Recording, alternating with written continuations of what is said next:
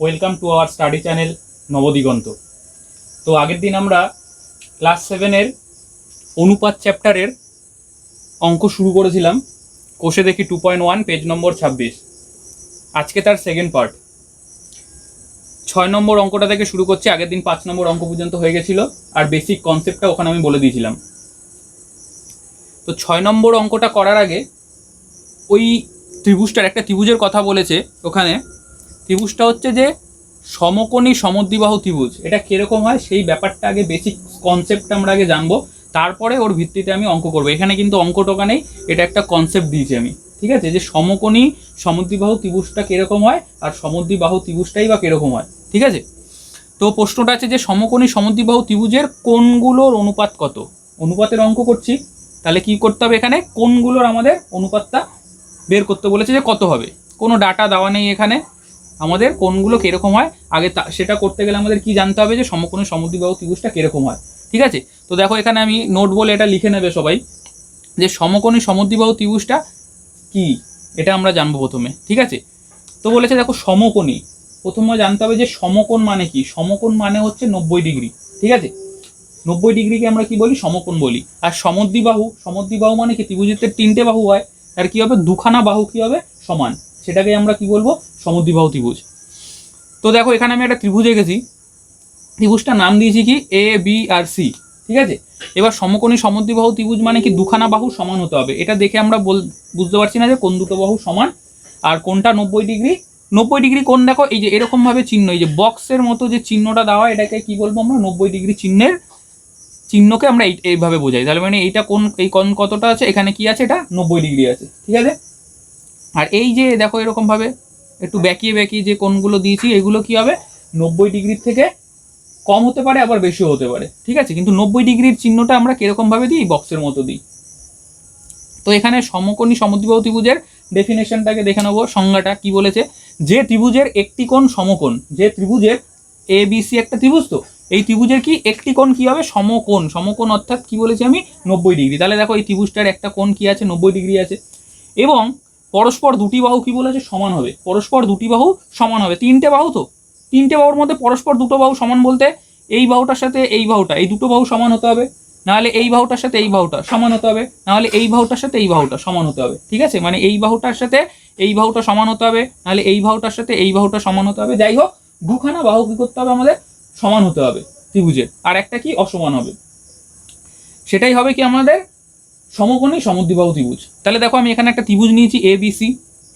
ত্রিভুজটার একটা কোণ, কোনটাই যে বি কোণটাকে কত দিয়েছি? 90 ডিগ্রি, মানে কি এটা সমকোণ। এই দুটো কোণ কিন্তু আমি লিখিনি, ঠিক আছে? এই দুটো কত হবে আমি বলছি, যা খুশি হতে পারে। 90 ডিগ্রি হবে না, এগুলো বাদে তোমার 90 ডিগ্রির থেকে ছোট কোণ হবে। দেখো কি বলেছি আমি? A B equal to B আর সি। কোনটা? এ আর বি, এইটা একটা কি বাহু, আর কি বি আর সি, এই যে বি আর সি এটা একটা কি বাহু। দেখো দুটোকে আমি কি দিয়েছি এখানে? সমান করেছি। দুটোকে কি করেছি আমি? সমান করেছি। আর এখানে এই যে নট ইকুয়াল টু মানে কি? এটা অসমান চিহ্ন। এই যে দুখানা সমান সমান চিহ্ন দিয়ে মাঝখানে একটা কেটে দাও, এটাকে কি বলবো আমরা? অসমান চিহ্ন। অসমানটা কার সাথে? এই যে এ আর সির সাথে। এই দেখো এ সি বাহুটা কি হচ্ছে? অসমান। কোন দুটো বাহু সমান হচ্ছে? এ সি বাহুটা এই দুটোর সাথে কি সমান নয় কিন্তু, ঠিক আছে? অসমান। তাহলে দেখো কোন বাহুটা বললাম? এ বি বাহুটা সমান, আর বি আর সি বাহুটা সমান। এই যে তাহলে দুটোকে সমান সমান চিহ্ন দিয়েছি। আর এটা নট ইকুয়াল টু দিয়েছি কি? এসি, মানে কি এই দুটো বাহুর সাথে এই দুটো বাহু, এই বাহুটা কি হবে? এসি বাহুটা কি সমান হবে না। তাহলে এটা কি এক হচ্ছে? তোমার দেখে বুঝে গেলে যে এরকম বাহু দেখে বুঝতে পারলে যে এটা তোমার সমদ্বিবাহু ত্রিভুজ, ঠিক আছে? তো আর কি আছে এখানে? যেহেতু এটা 90 ডিগ্রি একটা কোণ, একটা কোণ 90 ডিগ্রি হওয়া মানে কি হবে? এটা সমকোণ, সমকোণী ত্রিভুজ। তাহলে সমকোণী সমদ্বিবাহু ত্রিভুজ এটা হলো। এবার কি লিখেছি দেখো, এটা তো আমি বলেই দিলাম যে এই বি কোণটা কি হবে? তোমার 90 ডিগ্রি হবে। আর দেখো এখানে এই জিনিসটা মাথায় রাখবে যে এই এক সমকোণী সমদ্বিবাহু ত্রিভুজের একটি কোণ যদি 90 ডিগ্রি হয়, তাহলে পরবর্তী যে দুখানা কোণ বেঁচে থাকে সেই দুটো কোণের মান কি হবে? পরস্পর সমান হবে। এই কোণটা আর এই কোণটা পরস্পর কি হবে? এরা কি হবে? সমান হবে।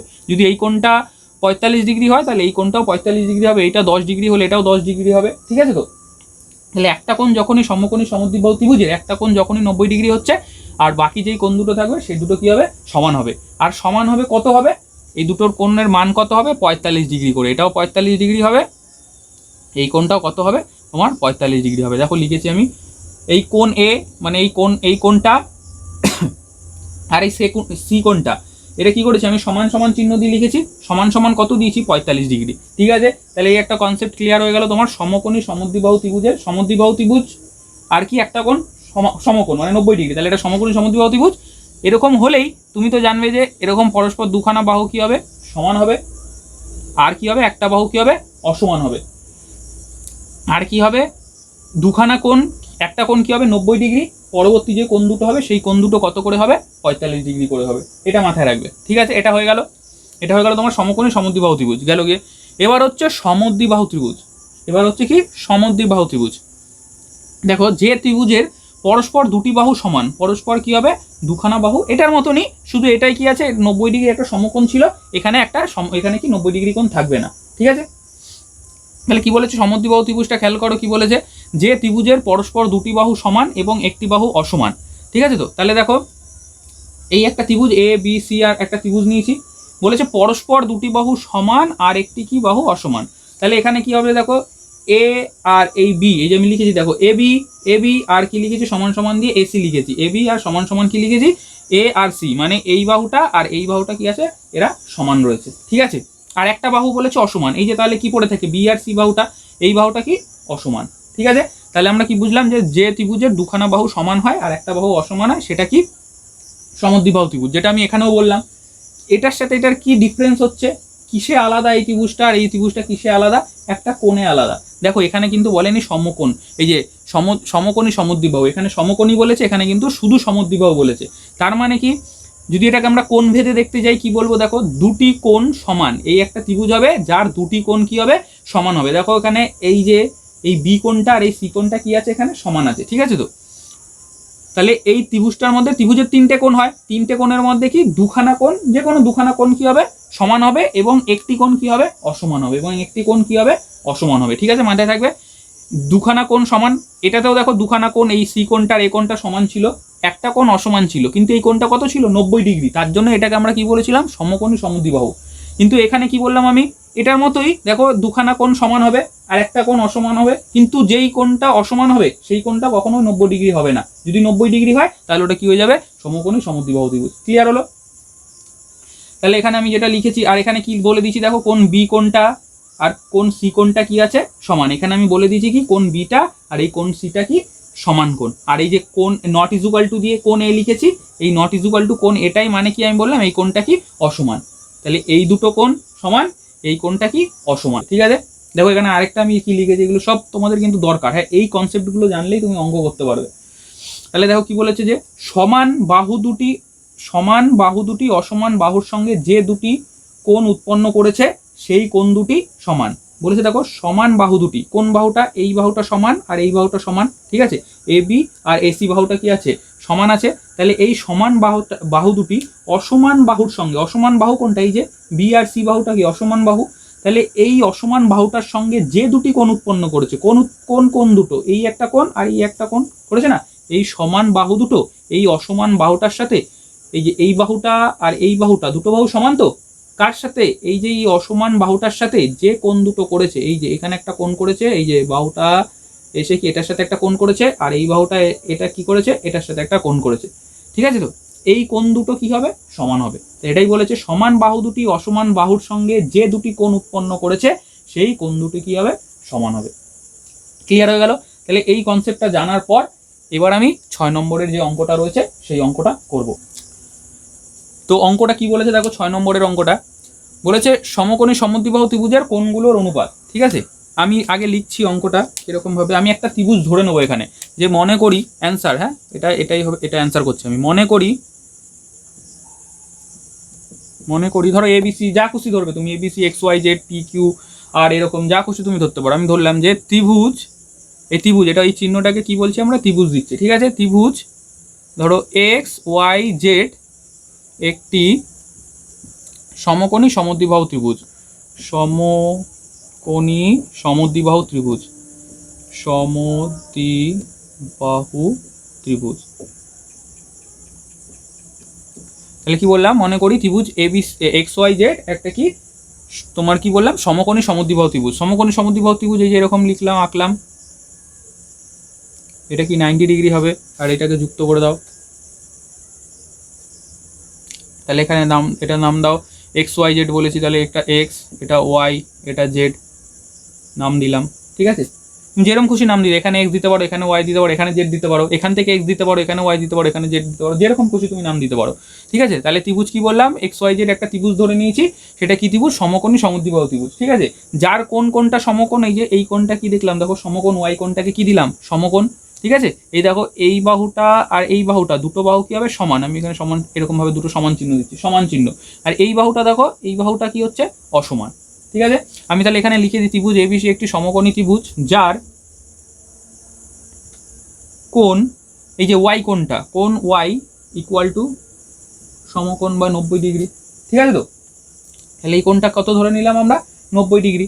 তাহলে বলেছে যে এদের কোণগুলোর অনুপাত কত, যদি এই কোণটা 90 ডিগ্রি হয়, আমি কি বলেছিলাম কনসেপ্টে, কি বলেছিলাম যে সমকোণী সমদ্বিবাহু ত্রিভুজে একটি কোণ যদি 90 ডিগ্রি হয়, পরবর্তী যে কোণ দুটো থাকে, এই কোণটা এই কোণটা পড়ে থাকে, তো এই কোণ দুটো কি হবে 45 ডিগ্রি করে হবে, প্রথমে আমি বলে দিলাম। তাহলে এই কোণের মান কত হবে, এটা কত হবে 45 ডিগ্রি, এটাও কত হবে 45 ডিগ্রি, আর এটা তো 90 ডিগ্রি।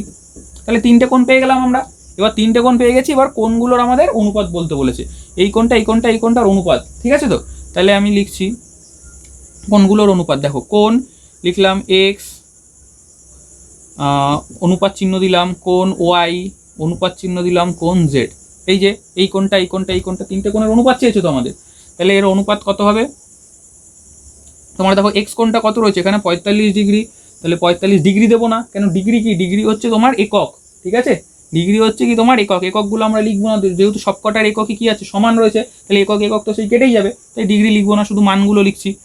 তাহলে হচ্ছে তোমার এটা 45, অনুপাত চিহ্ন দিলাম, ও এর মান কত রয়েছে 90, আর জেড এর মান কত রয়েছে তোমার এখানে 45। তাহলে এটাকে আমরা কি করব, এইটাকে আমরা কি করব, অনুপাতে রয়েছে লঘিষ্ঠ আকারে প্রকাশ করব। লঘিষ্ঠ আকারে প্রকাশ করা কিভাবে করি আমরা, এই তিনটে সংখ্যাকেই কি করব আমরা সমান সংখ্যা দিয়ে ভাগ করব। ঠিক আছে, তাহলে দেখো এই 45কে আমরা 45 দিয়ে ভাগ করতে পারি, 45 দিয়ে ভাগ করে কত হয় 45 একে 45, এই 90কে আমরা কত দিয়ে ভাগ করব 45 দিয়ে ভাগ করতে পারি, তাহলে 45 দিয়ে 90কে ভাগ করলে কত হয় 45 দুগুণে 90, তাহলে এখানে কত বসবে 2, আর এই 45কে তো 45 দিয়ে ভাগ করলে কত হয় 1। তাহলে দেখো যখন 1 চলে এসছে তখন এই তিনটেকে কি আর ভাগ, মানে 1 চলে এসছে মানে ভাববে যে এটাকে আর লঘিষ্ঠ করে করা যাবে না। ঠিক আছে, তো তাহলে এই অনুপাতটা কি পেলাম, এই একটা। ঠিক আছে, কি 1:2:1 হলো তো।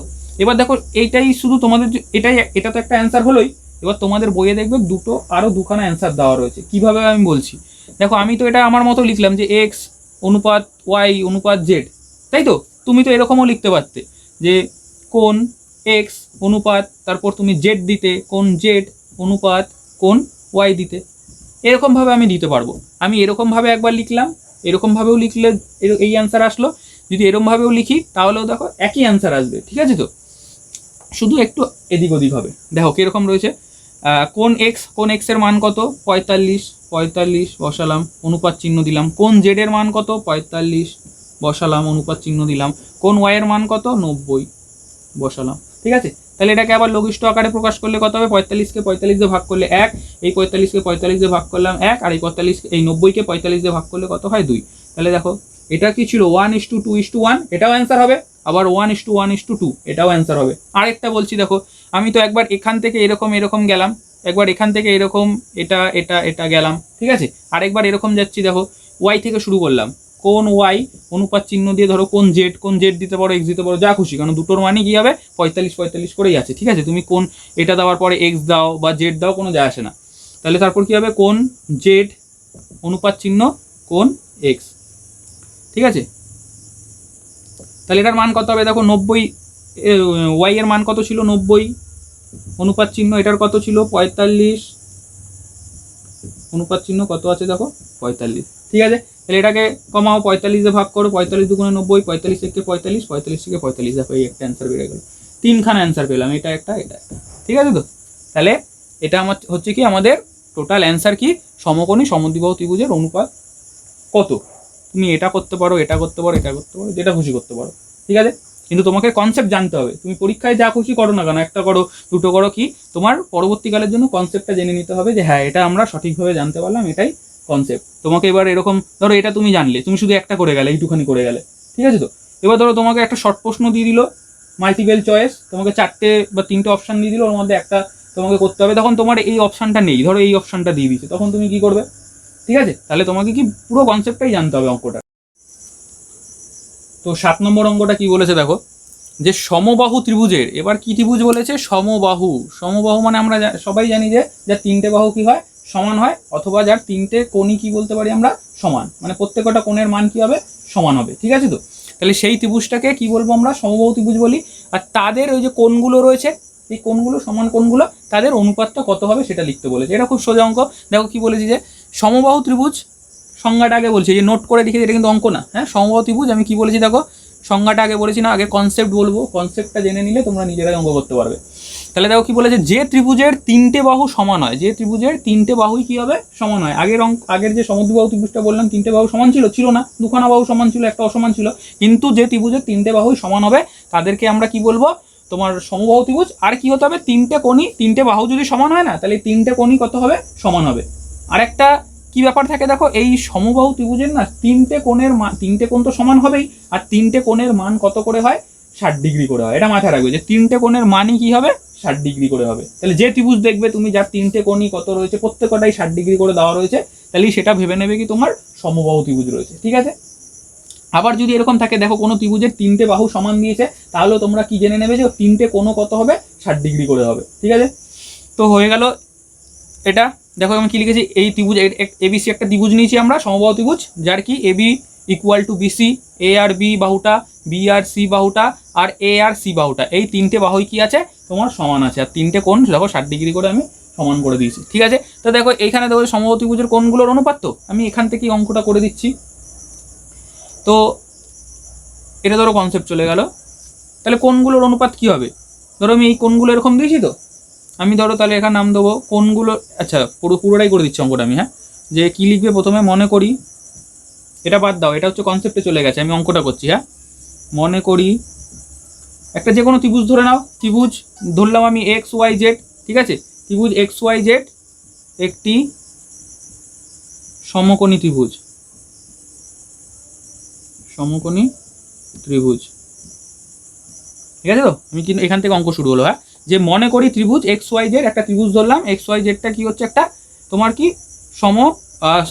সমকোণী না, এটা সমবাহু ত্রিভুজ, একটা কি সমবাহু।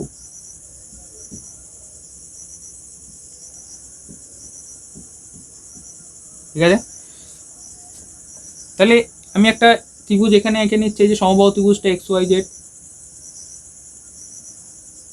তাহলে এটা কত দিলাম? এক্স দিলাম, এটা ওয়াই, এটা জেড। দেখো এখানে এক্স ওয়াই জেড এরকম দিচ্ছি, তো তোমরা এটাকেও এক্স ধরতে পারো, এটাকে ওয়াই ধরতে পারো। এটা কিন্তু মাথায় রাখবে যে কি যেখান থেকে খুশি তুমি দিতে পারো। ঠিক আছে, এটাকে এক্স দিতে পারো, এটা ওয়াই জেড, এটা জেড দিতে পারো। ঠিক আছে, আমি এখান থেকে দিলাম এক্স ওয়াই জেড। তাহলে এই একটা ত্রিভুজ, যেহেতু এটা সমবাহু ত্রিভুজ, তার মানে কি 3টে বাহু কি হবে? সমান হবে। তাহলে কি হবে? 3টে বাহু সমান হলে এই 3টে কোণও কি হবে? তোমার সমান হবে। বলে দিচ্ছি না, 3টে বাহু যদি সমান হয়, এই দেখো A B equal to BC equal to C, AC সব সমান এখানে, তাহলে কি হবে? কোণগুলোও সমান হবে। আর সমবাহু ত্রিভুজ মানেই কি জানবে, যে প্রত্যেকটা কোণ কত হচ্ছে তোমার 60 ডিগ্রি, এটাও কত রয়েছে 60 ডিগ্রি, এটাও কত রয়েছে তোমার 60 ডিগ্রি। ঠিক আছে, তাহলে এই কোণগুলোর অনুপাত কত হবে দেখো। সুতরাং কোণ হচ্ছে এক্স, অনুপাত দিলাম, কোণ হচ্ছে ওয়াই, অনুপাত চিহ্ন দিলাম, কোণ জেড দাও, ইকুয়াল টু দাও। এবার এই কোণটার মান কত দাও? 3টে কোণের মান, 3টে কোণই তো 60 ডিগ্রি করে, তাহলে এখানে লেখো 60 ডিগ্রি, অনুপাত 60, অনুপাত 60, অনুপাত চিহ্ন দিয়ে 60 লেখো। তাহলে দেখো এই 3টেকেই দেখো তোমার কি দিয়ে ভাগ চলে যাচ্ছে, প্রত্যেকটাকেই 60 দিয়ে ভাগ করলে ভাগ হয়ে যাচ্ছে। ঠিক আছে, তো তাহলে 60 দিয়ে ভাগ করলে কত হচ্ছে? এখানে 1 হচ্ছে, এটাকেও ভাগ করলে কত হচ্ছে? 1 হচ্ছে, অনুপাত চিহ্ন, এটাকেও ভাগ করলে কত হচ্ছে? 1 হচ্ছে। তাহলে অনুপাত কত আসলো? 1:1:1। এই একটাই হবে তোমার অ্যান্সার, আগেরটার মতো 2টো 3টে এরকম হবে না, এটাই কি হবে? একটাই অ্যান্সার। ঠিক আছে, 1:1:1। তো 8 নম্বর অঙ্কটা কি বলেছে, যে পুলকবাবু ও মানিকবাবু এই দুজনের বয়সের অনুপাত দেওয়া রয়েছে, দেখো কত? 7:9। তার মানে কি? এটার মানে কি, যদি পুলকবাবুর বয়স হয় কত? 7, তাহলে মানিকবাবুর বয়স হবে কত? 9। এখানে কিন্তু এরকম বলেনি যে পুলকবাবুর বয়স 7 আর মানিকবাবুর বয়স 9, এরকম না, কিন্তু এদের অনুপাত দিয়েছে। এবার এর বয়স 50 হতে পারে, এর বয়স 60 হতে পারে, সেটা না, তাদের অনুপাতটা দিয়েছে কত? আমাদের মাথায় রাখবে 7:9। 9। ঠিক আছে, এর মানেটা কি, যদি পুলক এটা এরকম বলতে চেয়েছে, যদি পুলকবাবুর বয়স 7 হয় তখন মানিকবাবুর বয়স কত হবে, 9। এটুখানি গেল। এবার বলেছে যে মানিকবাবুর বয়স, দেখো এখানে বলে দিয়েছে মানিকবাবুর বয়স কত বলেছে, 72 বছর। এই যে এনার বয়সটা বলে দিয়েছে কত বছর, 72 বছর হলে পুলকবাবুর বয়স কত। এরকম অঙ্ক দিলে তোমাকে প্রথমে এদের দুজনের বয়সের অনুপাত দিয়ে দিয়েছে, তারপরে বলেছে কি মানিকবাবুর বয়স কত, 72 বছর। তাহলে এই অনুপাতের মাধ্যমে তুমি বের করো পুলকবাবুর বয়স কত আর মানিকবাবুর অনুপাত। লিখছি, পুলক বাবুর বয়স অনুপাত কত, মানিকবাবুর বয়স। এই দুজনের বয়সের অনুপাত দিয়েছে তো, তাহলে মানিক বাবুর বয়স অনুপাত কত দিয়েছে, 7:9। ঠিক আছে, তাহলে পুলকবাবু আর মানিকবাবুর বয়সের অনুপাত, যেটা আমাদের এখানে দেওয়া ছিল সেটা লিখে নেব। এবার কি বলেছে দেখো, এটাকে আমি কি লিখতে পারি, এটাকে আমি লিখতে পারি এত, বা এই যে অনুপাত আকারে থাকলে না, এটাকে আমরা কি লিখতে পারি, ভগ্নাংশ আকারে লিখতে পারি। এই অনুপাতটাকেই আমরা কি ভগ্নাংশ আকারে লিখতে পারি। মানে কি, এই প্রথম পদটা, এই পূর্ব পদটাকে কি হবে, উপরে চলে যাবে, লবে চলে যাবে, আর তোমার এই যে উত্তর পদটা কোথায় চলে যাবে, হরে চলে যাবে। ঠিক আছে, তাহলে এখানে কি হবে, পুলক বাবুর বয়স ভাগ, মানে বাই দিয়ে লিখলাম কি মানিকবাবুর বয়স, মানিকবাবুর বয়স সমান সমান চিহ্ন।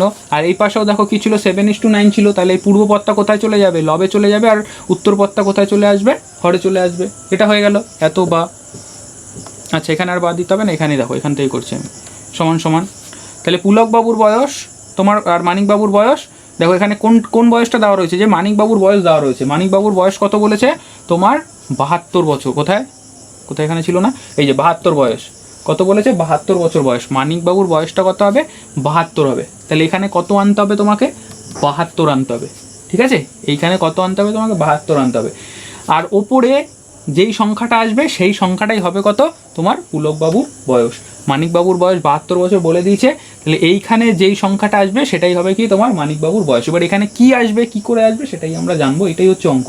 ঠিক আছে, আর কিছু নেই এখানে। দেখো এটা কি একটা ভগ্নাংশ, তো এবার আমরা কি জানি, এই ভগ্নাংশটাকে আমরা যদি দুটো সমান সংখ্যা দিয়ে গুণ করি, এখানেও যদি আমি গুণ করি 5 দিয়ে, এখানেও যদি গুণ করি 5 দিয়ে, যেই রেজাল্টটা আসবে না, সেই রেজাল্টটা আর এই রেজাল্টটা কী হবে, সমান হবে।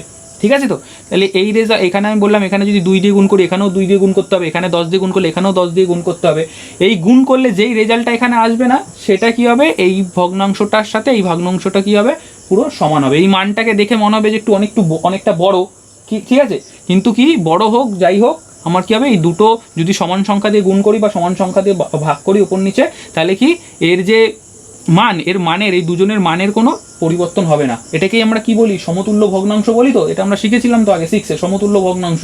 ঠিক আছে, তো তাহলে দেখো এখানে আমাকে কত দিয়ে গুণ করব, এখানে আমার কত দিয়ে গুণ করলে এখানে 72 আসে।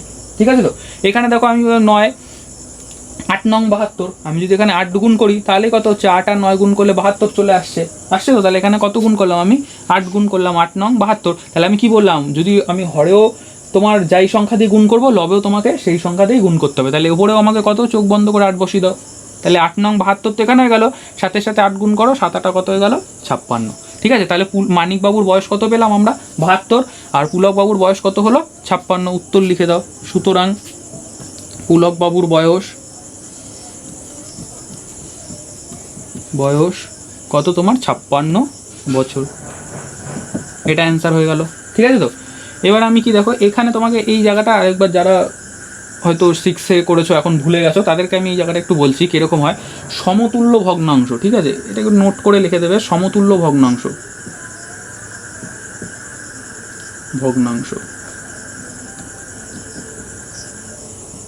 সমতুল্য ভগ্নাংশটা কীরকম হয়, ধরো আমি একটা ভগ্নাংশ নিলাম, তোমার 2/5 নিলাম, এটা একটা ভগ্নাংশ নিলাম। ঠিক আছে, এর সমতুল্য ভগ্নাংশ কোনগুলো হবে, 3-4টে আমি করছি, দেখো এটা দিয়ে এর সমতুল্য ভগ্নাংশ কোনগুলো। তোমাকে ধরো বললো যে এরকম একটা 2/5 দিয়ে বললো যে এর সমতুল্য ভগ্নাংশ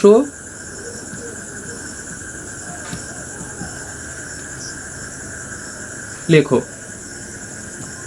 তোমাকে বললো 2টি, বললো দুখানা অনেক সমতুল্য ভগ্নাংশ, তুমি একে যত বড় করতে পারো, ঠিক আছে। তো ছোট করতে করতে তোমার ছোট করলে তোমার এটার থেকে আর ছোট করা যায় না এটাকে, ঠিক আছে, কিন্তু তুমি এটাকে অনেক বড় করতে পারবে, ঠিক আছে।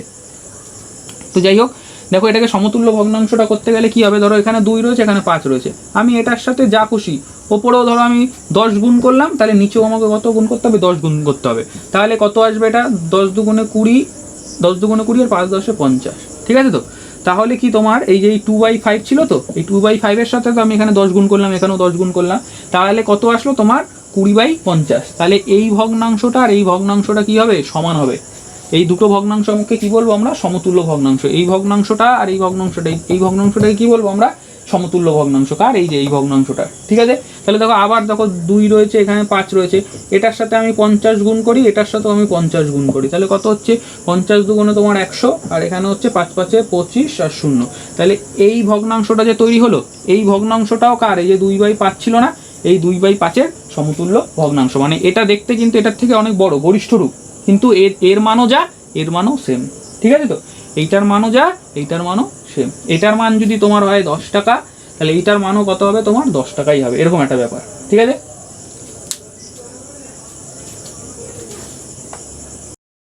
এই অঙ্কগুলো আরেকভাবেও করা যায়, দুটোই প্রসেস মাথায় রাখবে, ঠিক আছে। তোমাকে কিন্তু এখানে শিখতে এসেছো, ঠিক আছে, অঙ্ক করলাম চলে গেলাম এরকম ব্যাপার নেই, এখানে তোমাকে কনসেপ্টগুলো মাথায় রাখতে হবে, ঠিক আছে। কীভাবে অঙ্কগুলো করতে পারি, কী নিয়ম এর মধ্যে খাটবে। তাহলে এখানে কি হবে, দেখো আবার সেই ব্যাপারটাই রয়েছে যে পুলকবাবুর বয়স এত এত অনুপাতটা, ঠিক আছে। আমি লিখে নিচ্ছি যে পুলকবাবু, যেটা দেওয়া রয়েছে, পুলকবাবুর বয়স অনুপাত তোমার কত রয়েছে, মানিকবাবুর বয়স,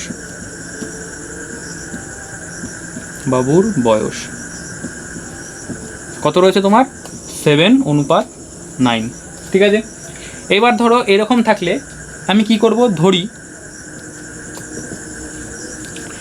আমি পুলকবাবুর বয়স ধরে নেবো কত, এখানে 7 লিখতে পারবো না কিন্তু, হ্যাঁ 7-এর সাথে কি করতে হবে, একখানা উৎপাদক গুণ করতে হবে। উৎপাদকটা কি, এক্স করো, ওয়াই করো, যাই করো না কেন, তুমি এখন আপাতত কি ধরবে, এখন নতুন শিখছো, এক্স ধরবে, ঠিক আছে। তো যে কি ধরি, পুলকবাবুর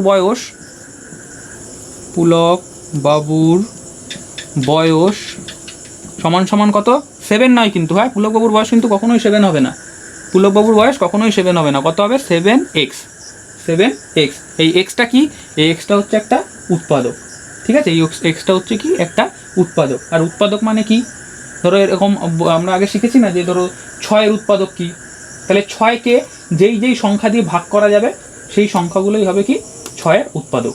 যেই সংখ্যা দিয়ে 6কে ভাগ করা যাবে এবং ভাগ যে তোমার ভাগশেষ থাকে সেটা কি থাকবে, তোমার অবশিষ্ট থাকবে না, মানে হচ্ছে তোমার ভাগ করার পরে অবশিষ্ট থাকবে না, ভাগটা মিলে যাবে যেই সংখ্যা দিয়ে। ধরো এখানে আমি একটু বলে দিচ্ছি, 6কে তোমার কি দিয়ে ভাগ করা যাবে, 6 × 1, মানে 6কে 6 দিয়েও ভাগ করা যাবে, ভাগ করলে কোনো ভাগশেষ থাকছে না, আবার 1 দিয়েও ভাগ করা যাবে, তাহলেও কোনো ভাগশেষ থাকছে না। আবার 3 × 2, 3 দিয়েও ভাগ করা যাবে, কোনো ভাগশেষ থাকছে না, মিলে যাবে, 2 দিয়েও ভাগ করলে এটাকে মিলে যাবে, আর কোনো কিছুতেই যায় না। তাহলে 6-এর উৎপাদক গুলি হলো, 6-এর উৎপাদক কি হলো তোমার, 1, 2, 3, 6। এই 6-এর কটা উৎপাদক আছে, 4টে উৎপাদক আছে। এই 4টে দিয়ে 6কে ভাগ করলে এর কোনো ভাগশেষ থাকবে না, ঠিক আছে। তাহলে এই সংখ্যাগুলোকে কি বলি আমরা, উৎপাদক বলি। তাহলে আমাদের এখানে এক্সও কি, একটা উৎপাদক। কার উৎপাদক সেটা আমরা পরে জানতে পারবো, কার উৎপাদক এটা, ঠিক আছে। তাহলে পুলকবাবুর বয়স কত ধরে নিলাম আমরা, 7x, এবং মানিকবাবুর বয়স কত হবে তাহলে, 9x। মানিকবাবুর বয়স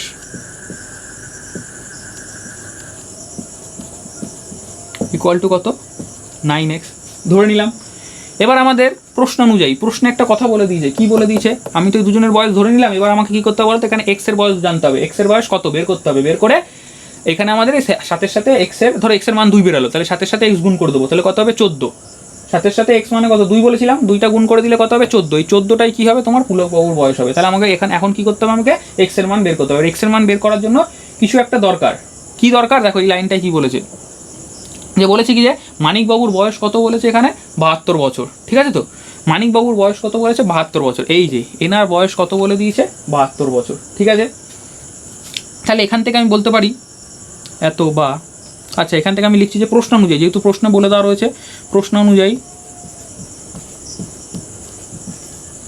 প্রশ্নানুযায়ী, মানে প্রশ্নে যেটা বলে দেওয়া রয়েছে, প্রশ্নে কি বলে দেওয়া রয়েছে, মানিকবাবুর বয়স কত, তোমার 72 বছর, ঠিক আছে। মানিক বাবুর বয়স সমান সমান কত, 72 বছর, ঠিক আছে, 72 বছর বলে দেওয়া রয়েছে এত। বা এইবার দেখো আমরা যখন এক্স ধরেছিলাম মানিকবাবুর বয়স, যখন আমরা এই যে 9-এর সাথে এক্স গুণ করেছিলাম, তাই তো, তাহলে আমরা কি ধরেছিলাম, মানিকবাবুর বয়স কত ধরেছিলাম আমরা, তোমার 9x বছর, তাই তো। তাহলে আমি মানিকবাবুর বয়সের তলায় কি লিখবো, 9x সমান সমান কত, 72। দেখো মানিকবাবুর বয়স একবার আমরা বলছি কি, আমরা ধরেছি কি 9x বছর, আর এখানে বলছি কি 72 বছর, ঠিক আছে। তাহলে দুটো বয়সই কি সমান, দুটো আমরা যেটাও ধরেছি সেটার সাথে কার যে অরিজিনাল বয়সটা সেটা কি হবে, সমান হবে। তাহলে 9x ইকুয়াল টু 72। তাহলে এবার এখান থেকে দেখো আমরা এক্স এর মান আমরা বের করতে পারবো। আমার এক্স এর মান দরকার, তো কোনো যদি কন্ডিশন না বলে দেওয়া থাকে তাহলে এক্স এর মান কী করে বের করবো। তাহলে দেখো এটাই এখান থেকে করতে হয়, যে 9x আমরা কি ধরেছিলাম, মানিকবাবুর বয়স একটা এক্স ধরে নিয়েছিলাম, তাহলে এখান থেকে এক্স এর মান আমি বের করতে পারবো এত। বা তাহলে এক্স ইকুয়াল টু, দেখো এই 9টা এই পাশে আসলে সমান সমানের পাশে আসলে কি হয়, এই যে 72 ভাগ কত হয়ে যাবে, 9। ভাগ কেন হলো, যেহেতু এখানে এক্স কি রয়েছে, এক্সের সাথে 9টা কি রয়েছে, গুণ অবস্থায় রয়েছে। গুণ অবস্থায় থাকলে যদি সমান সমানের এপাশে আসে, সে কি হয়ে যায়, ভাগে চলে যায়। যোগ বিয়োগ থাকলে আলাদা ব্যাপার হবে, কিন্তু যোগ থাকলে বিয়োগ হয়ে যাবে, বিয়োগ থাকলে যোগ হয়ে যাবে, কিন্তু এখানে কি আছে, গুণ অবস্থায় রয়েছে, তাহলে কি হয়ে যাবে, ভাগ হয়ে যাবে। এবার দেখো ওপর নিচে কাটাকুটি যায় না, 9 কি 9, 8 9 72। সুতরাং এক্স ইকুয়াল টু কত বেরালো আমাদের, 8। এক্স ইকুয়াল টু কত বেরালো আমাদের, 8, ঠিক আছে। তাহলে এই যে আমি একটা উৎপাদক এখানে এক্স একটা উৎপাদক আমি বলেছিলাম না, দুটোর সাথেই গুণ করে নিয়েছিলাম, তাহলে এক্স এর মান কত বেরালো, 8, ঠিক আছে। সুতরাং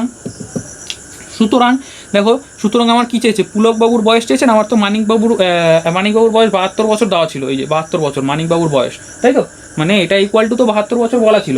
এবার আমার পুলকবাবুর বয়স কত হবে, তাহলে এই যে এখানে লিখবো, সুতরাং পুলকবাবুর বয়স কিছু নেই, এই যে 7x ছিল, 7 এক্স এর জায়গায় এবার কি করবো, এক্স এর মান তো আমি পেয়ে গেছি। কারোর তো এরকম বয়স হয় না যে 7x বছর, কারোর হয় না, একটা নির্দিষ্ট সংখ্যা থাকে, 5 10 15 50 100। তাহলে কি আছে এখানে, 7-এর সাথে আমি কত গুণ করব, এই যে এক্স এর মান যেটা পেয়েছি 8 গুণ করে দিলাম, কত হচ্ছে 7 8 এত বছর, ঠিক আছে। তাহলে 7 8 কত হলো, 56 বছর। আগেও যেটা করলাম দেখলে অঙ্কটাতে 56ই এসেছিল, এটাতেও কি আসলো, দুভাবে আমি বলে দিলাম, এইভাবেও করা যায়, আগের ভাবেও করা যায়, দুটোই করবে, দুটোই শিখবে, ঠিক আছে। কিচ্ছু নেই অঙ্কটায়, অনুপাত বলে দেওয়া রয়েছে যে তাদের দুজনের বয়সের অনুপাত কত, 7:9। এরকম অনুপাত দেওয়া থাকলে এই অঙ্কগুলো কিন্তু খুব কাজে লাগবে তোমাদের, মাথায় রাখবে। এই এক্স ধরে অঙ্কগুলো, এক্সটা হচ্ছে কি একটা উৎপাদক ধরে নিচ্ছি, এক্সটা কি আমাদের উৎপাদক, ঠিক আছে। তাহলে কি বললাম আমি, তাহলে এক্সটা কার উৎপাদক ছিল বলো তো, এই 56-র উৎপাদক ছিল, এই 56-র একটা উৎপাদক ছিল, এখানে 56-র একটা উৎপাদক, তারপরে এই যে 72-এর একটা উৎপাদক ছিল এক্স, ঠিক আছে। তাহলে যাই হোক, ওটা তুমি বাদ দাও, তোমাকে আমি যেটা বললাম এরকমভাবে এক্স ধরে করতে হবে অঙ্ক। নম্বর অঙ্কটা দেখো আগের মতনই অঙ্ক দিয়েছে, আগের যেই অঙ্কটা করলাম 8 নম্বরের সেম একই রকম অঙ্ক রয়েছে, ঠিক আছে। তো বলেছে দুটি বইয়ের দামের অনুপাত, দুখানা বই দামের অনুপাত বলে দিয়েছে 2:5। আর একটা কি দেখো, প্রথম বইটার দাম বলে দেওয়া রয়েছে, তাহলে বলেছে যে দ্বিতীয় বইটার দাম কত, ঠিক আগের মতোই অঙ্ক করছি আমি। ধরো তাহলে আমি কি বলবো, ধরো দেওয়া আছে, এরকম লিখে নিতে পারি, দেওয়া আছে প্রশ্নে কি দেওয়া রয়েছে, যে দুটি বইয়ের দামের অনুপাত, ঠিক আছে। একটা কি বলেছে, প্রথম বই আর একটা দ্বিতীয় বই, তাহলে লিখবো যে প্রথম বইয়ের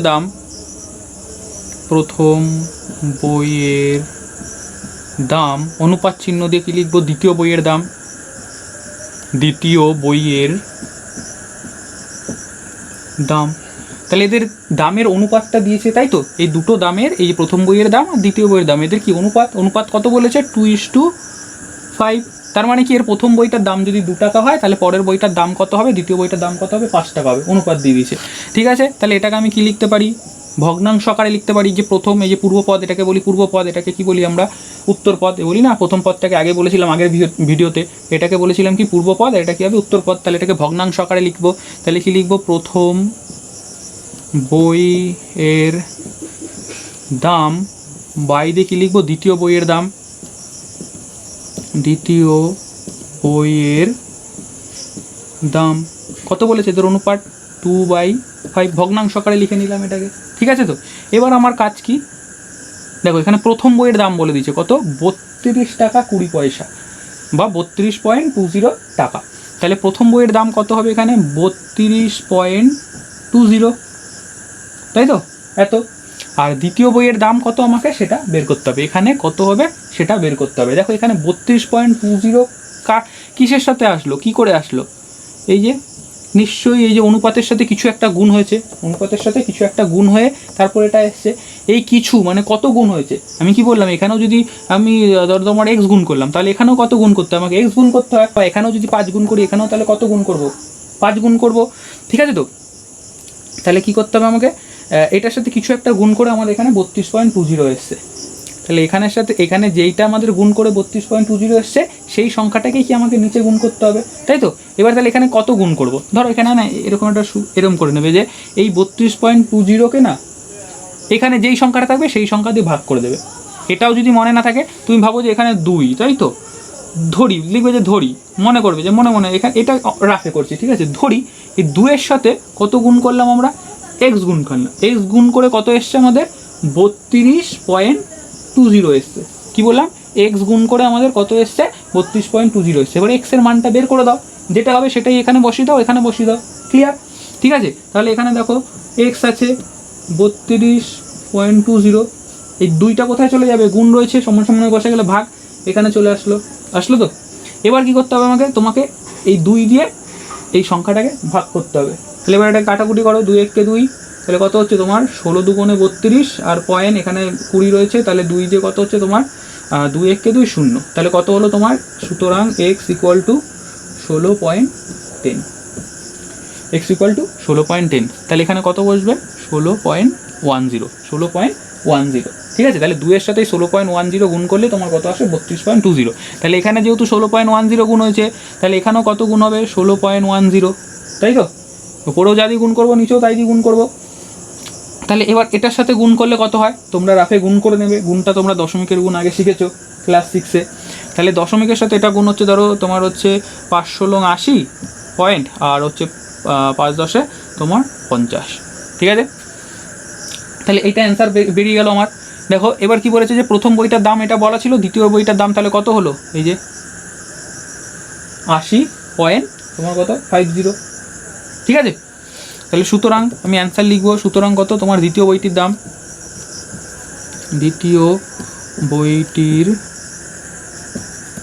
দাম কত হবে তোমার 80 এত 50, 80.50 টাকা, 80.50 টাকা বেরিয়ে গেল অঙ্কটা। 10 নম্বর অঙ্কটা করছি, ঠিক আছে? 10 নম্বর অঙ্কটা দেখো কি বলেছে, বৃত্তের পরিধি ও কি ব্যাসের অনুপাত দেওয়া রয়েছে কত 22:7।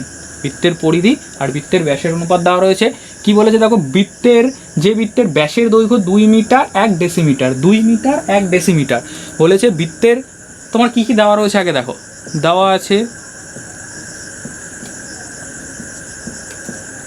কি দেওয়া রয়েছে, বৃত্তের পরিধি, বৃত্তের পরিধি বলছি পরিধি মানে কি আমি, ঠিক আছে? বৃত্তের পরিধি অনুপাত চিহ্ন দিয়ে লিখলাম কি, বৃত্তের পরিধির দৈর্ঘ্য, আচ্ছা বৃত্তের পরিধির দৈর্ঘ্য,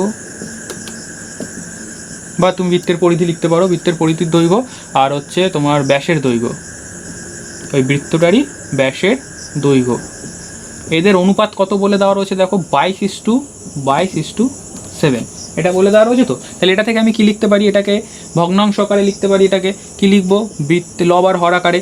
তাহলে বৃত্তের পরিধির দৈর্ঘ্য, বৃত্তের পরিধির দৈর্ঘ্য বাই দিয়ে কি লিখবো ব্যাসের দৈর্ঘ্য, বা বৃত্তের লেখো বৃত্তের ব্যাসের দৈর্ঘ্য, দুটোই কিন্তু দৈর্ঘ্য একক। আমি বলেছিলাম না অনুপাত কাদের মধ্যে হয়, দুটো একই জাতীয় রাশির মধ্যে তুলনা করাকে কি বলি আমরা, অনুপাত বলি। তাহলে দেখো ওপরেও দৈর্ঘ্য নিচেও দৈর্ঘ্য, ভাগ পদ্ধতিতে তুলনা করা, আগের কনসেপ্টে বলে দিয়েছিলাম। তাহলে এখানে কত রয়েছে তোমার 22/7, ঠিক আছে? তো এইবার দেখো আমাকে বলেছে যে যদি বৃত্তে, এটা কি সব সময়ের জন্য, যে কোনো বৃত্তের জন্য এরকমই হয়। বৃত্তের পরিধি অনুপাত কি, বৃত্তের ব্যাস কত হয় সবসময় 22:7। যে কোনো বৃত্তের ক্ষেত্রে এরকমই হয়, বড় বৃত্ত হোক ছোটো বৃত্ত হোক যাই হোক না কেন, এদের তোমার অনুপাত কত হবে সবসময় 22:7ই হবে। ঠিক আছে তো, তাহলে এমন একটা বৃত্ত নিলাম আমি, এই বৃত্তটার কি বলে দিয়েছে, তোমার ব্যাসের দৈর্ঘ্য বলে দেওয়া রয়েছে, বৃত্তটার ব্যাসের দৈর্ঘ্য বলে দেওয়া রয়েছে। কোথায়, যে ব্যাসের দৈর্ঘ্য, এখানে কত বলে দেওয়া রয়েছে দেখো, এই বলে দেওয়া রয়েছে হচ্ছে তোমার 2 মিটার 1 ডেসিমিটার। ঠিক আছে, কি বলে দেওয়া রয়েছে তোমার 2 মিটার আর কত 1 ডেসিমিটার, মিটারকে ময়সিদি লিখে দিলাম। ঠিক আছে, 1 ডেসিমিটার। আর এখানে কত হবে 22, তাহলে 7-এর সাথে কত গুণ করলে এটা আসবে, তাহলে সেটা 22-এর সাথে গুণ করবো, যেটা অ্যান্সার বেরাবে সেটাই কি হবে, বৃত্তের পরিধি হবে। কিন্তু দেখো এখানে কি রয়েছে, আমি কি বলেছিলাম, এই যে যখন অনুপাত করব তখন কি একটা মিটার, একটা ডেসিমিটার, একটা টাকা, একটা পয়সা এরকম থাকলে হবে না, সব এককগুলোকে কি আনতে হবে, সমান আনতে হবে। তাহলে দেখো এখানে মিটার রয়েছে, এখানে ডেসিমিটার রয়েছে, এটাকে কি করতে হবে, আমাকে পুরোটাকে নয় মিটারে নিতে হবে, নয় ডেসিমিটারে নিতে হবে। আমাদের সুবিধা কি হবে, ডেসিমিটারে নিতে। ঠিক আছে, মিটার থেকে ডেসিমিটার, বড় থেকে ছোটোর দিকে গেলে আমাদের সুবিধা বেশি হয়। 2 মিটার, আমি ইংরেজিতে লিখছি এরকম এম লিখে, 2 মিটার আর 1 ডেসিমিটার। ঠিক আছে তো, 1 ডেসিমিটারকে ডিএম লিখলাম, 1 ডেসিমিটার। এবার এই পুরোটাকেই আমাকে কিসে নিতে হবে, পুরোটাকে আমাকে কি ডেসিমিটারে নিতে হবে। ঠিক আছে, তাহলে দেখো 2 মিটার, এই যে আমরা এই জিনিসটা জানি তো, এই মেট্রিক পদ্ধতিতে শিখেছিলে তোমরা, 6-এ মনে শিখেছিলে, 6-এ। ঠিক আছে, 2 মিটার থেকে আমাদের কিসে যেতে হবে, ডেসিমিটার। তাহলে কিলোমিটার, হেক্টোমিটার, ডেকামিটার, মিটার, তারপরে কি আসবে, ডেসিমিটার। তাহলে মিটারের পরে কি আসবে তোমার ডেসিমি, তাই তো। তাহলে মিটার থেকে আমাদের ডেসিমিটারে যেতে গেলে কি হবে, তোমাকে 10 দিয়ে কী করতে হবে, গুণ করতে হবে। 10 দিয়ে কী করতে হবে, তোমাকে গুণ করতে হবে। উপর থেকে নিচে গেলে কী করতে হবে, গুণ করতে হয়। তাহলে তোমার এই মিটার 2 রয়েছে, তাহলে 2-এর সাথে কত গুণ করবে, তুমি 10 গুণ করবে, তাহলে কিসে চলে আসলো, তোমার ডেসিমিটারে চলে আসলো, তাই তো। আর এখানে কত, 1 ডেসিমিটার ছিল আরও পরে, তাহলে এখানে তুমি 1 ডেসিমিটার লিখে রাখো। তাহলে সব কটাই কিসে চলে আসলো, দেখো ডেসিমিটার, এটাও কি ডেসিমিটারে চলে আসলো। তাহলে এখানে কত হচ্ছে, 2-এর সাথে 10 গুণ করলে 20, আর প্লাস কত রয়েছে 1, এত ডেসিমিটার। তাহলে কত ডেসিমিটার হলো, 21 ডেসিমিটার। পেয়ে গেলে, তাহলে এটা আমরা পেয়ে গেলাম, 2 মিটার 1 ডেসিমিটার সমান সমান কত হচ্ছে তোমার 21 ডেসিমিটার। ঠিক আছে, আচ্ছা তাহলে 21 ডেসিমিটার আমরা লিখব। তাহলে ধরো এখানে তো জায়গা নেই, আচ্ছা এটা তাহলে মুছেই দাও। তুমি এই 2 মিটার 1 ডেসিমিটারটাকে আগে ভাঙিয়ে নেবে, ভাঙিয়ে কত তোমার ডেসিমিটার নিয়ে নেবে। তাহলে 21 ডেসিমিটার হলো, তাহলে এখানে লেখো তুমি 21, আর ডেসিমিটার আর এখানে লেখার দরকার নেই। ঠিক আছে, এটা কিন্তু রাফে করবে না, তুমি একটা সাইডেই করে নেবে, অঙ্কের সাথে সাইডেই একটা করে নেবে। ঠিক আছে, অঙ্কের সাথেই, অঙ্কেরই একটা অংশটা। তাহলে কি হলো তোমার 21 ডেসিমিটার, এখানে 21 হলো। দেখো এখানে ডেসিমিটার লেখা যা, ওপরে ডেসিমিটার লিখলো, দুটোই কী হবে, কেটে যাবে। দুটোই ডেসিমিটার হলে কী হবে, কেটে যাবে। ঠিক আছে তো, এখানেও ডেসিমিটার লিখবো, তাহলে এখানেও যা হবে, এখানেও ডেসিমিটার বেরাবে। তাহলে ডেসিমিটার কি, এখানে এককগুলো তোমাকে লিখতে হবে না। ঠিক আছে, তাহলে এটা ডেসিমিটার হয়ে গেল। আর কি দেওয়া রয়েছে দেখো এখানে, এবার কি করব, আমাদের ওপরে তাহলে কত আসবে, কত ডেসিমিটার আসবে। ঠিক আছে, 7-এর সাথে আমরা কত গুণ করলাম, 7-এর সাথে কত গুণ করে আমাদের 21 আসলো। এখানে 7-এর সাথে আমাদের 3 7 21, দেখো 3 গুণ করলে আমাদের 21 আসে। তাহলে উপর নিচেও 3 গুণ করলাম, উপরেও কত 3 গুণ করব। ঠিক আছে, তাহলে এবার 22-এর সাথে তুমি 3 গুণ করো, কত হয় তোমার 66 আসে। তাহলে দেখো এখানে 21 আর এখানে কত তোমার 66 আসলো। ঠিক আছে, তাহলে তোমাকে বলেছি কি যে সেই বৃত্তের পরিধির পরিধি কত হবে হিসাব করি। তাহলে সেই বৃত্তের পরিধি কত হবে, সুতরাং সেই বৃত্তের পরিধি হবে, পরিধি কত হবে তোমার এই যে 66। ঠিক আছে তো, 66 এবার কি হবে, মিটার না ডেসিমিটার, কোনটা হবে, আমরা তো ডেসিমিটারে নিয়ে কাজ করেছিলাম। এই যে তোমার ছিল না 21 মিটার 1, এই 2 মিটার 1 ডেসিমিটার ছিল তো, আমি তো ডেসিমিটারে নিয়ে নিয়েছিলাম। তাহলে এটাও কত হবে তোমার ডেসিমিটার হবে, ডেসিমিটার।